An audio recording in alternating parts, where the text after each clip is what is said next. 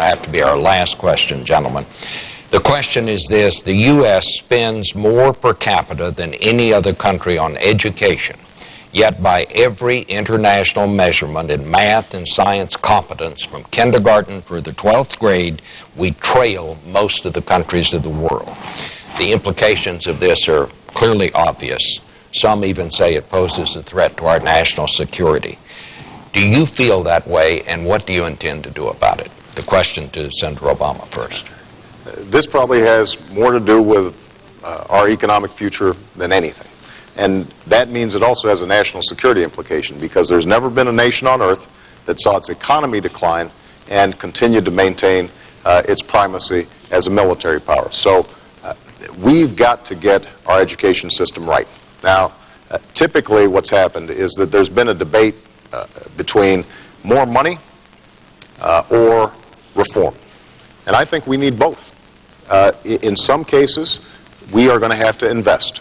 Early childhood education, which closes the achievement gap, so that every child is prepared for school. Every dollar we invest in that, we end up getting huge benefits with improved reading scores, reduced dropout rates, reduced delinquency rates.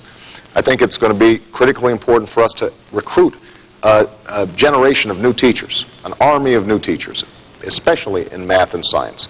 Give them higher pay, give them more professional development and support in exchange for higher standards and accountability.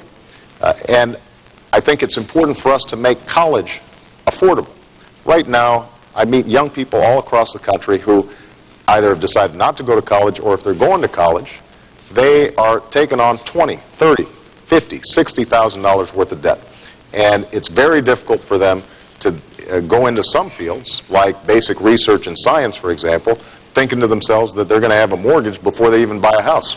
And that's why I've proposed a $4,000 tuition credit every student, every year, in exchange for some form of community service, whether it's military service, whether it's Peace Corps, whether it's working in a community. If we do those things, then I believe that we can create a better school system. But there's one last ingredient that I just want to mention, and that's parents. We can't do it just in the schools. Parents are going to have to show more responsibility. They've got to turn off the TV set, put away the video games, and finally start instilling that thirst for knowledge that our students need. Senator McCain. Well, it's a civil rights issue of the 21st century. There's no doubt that we have achieved equal access to schools in America after a long and difficult and terrible struggle. But what is the advantage in a low-income area of sending a child to a failed school, and that being your only choice?